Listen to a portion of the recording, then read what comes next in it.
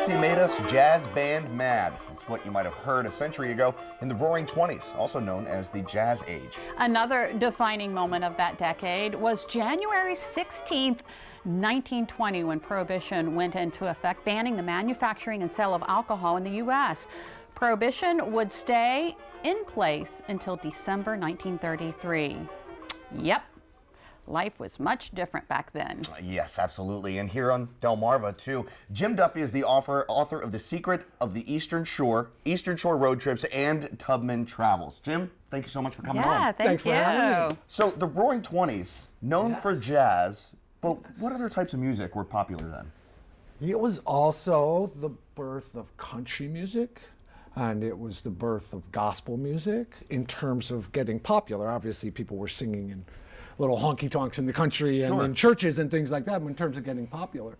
They really became popular due to a guy from Dover, Eldridge Reeves Johnson, who invented the Victrola record player, basically. Started out with a gramophone with a little wheel thing. He's the guy who invented the engine so you didn't have to turn the crank anymore. Oh, really? Thank you for that. Yeah, exactly. Right. And there's a museum, the Victrola Museum. The Victrola Museum is up in Dover, and it's really a fun place. Did you know? So you know the big horns on the Victrola, right? They didn't really have a volume knob. And so in order to control the volume, you had to stick things in the horn. They used to stick socks in the horn, and that is where the phrase, "put a sock in it," comes from. Really? Yes. You heard it here. Wow. Okay, so when it comes to particular towns on Delmarva, Ocean City was really growing. It was just kind of taking shape in its modern. And one of the things when you guys got in touch with me and asked me to think about the 1920s is how much of it is kind of like just yesterday in a way.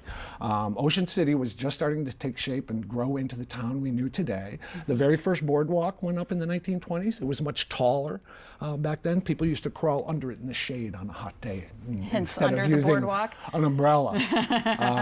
The other interesting thing about Ocean City in the 1920s was it was a period known as the petticoat regime, because in 1925 there were 32 hotels in Ocean City. 30 of them were owned by women. Really? Oh, And yeah. a lot of these women were I like to think of Ocean City sometimes as the city of second chances. There was a woman from Virginia, Susan Mason, who was deaf, ditched a deadbeat husband, arrived in Ocean City on a skiff with 4 kids, and ended up, through running rooming houses and things like that, opening a big hotel. Another woman, Rosalie Tillman Shreve, who was born in Oxford. She was a widowed mother of 2.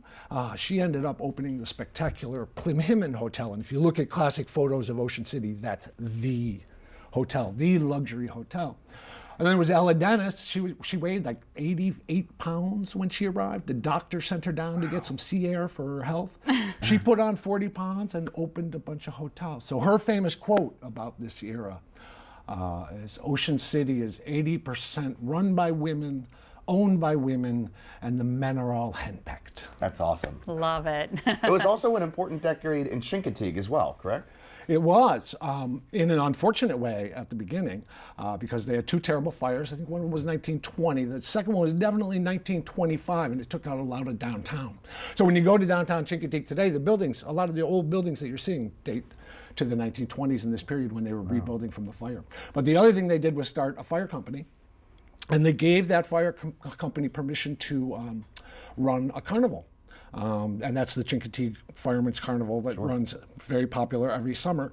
And they also, someone with the fire department got the idea that they could raise funds by auctioning off a Chincoteague pony, which is a key part today of the Pony Week festivities after the swim, when they have the big auction. So the 1920s, they're right with us. That's a big and time. everywhere you turn, they're right with us. In the 1920s, the decade is significant when it comes to the poultry industry. It certainly was, because there was no poultry industry before the 1920s. The farms, particularly in Delaware, but also in Maryland, were big on peaches before the 1920s, but a big disease wiped out all the peach trees. So it wasn't the roaring 20s in the farmland around here. It was kind of the desperate 20s. People didn't know what to do.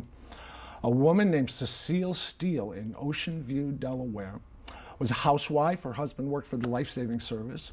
She kept a few chickens on her house, and she placed an order for 50 chicks one year, and the hatchery sent her 500 by accident. And she decided to make chicken salad out of chicken, you know what? And so she kept the 500 chicks. Sure. 400 of them made it. She sold them all. She made good money. She ordered 1,000 the next year. Then she ordered 10,000.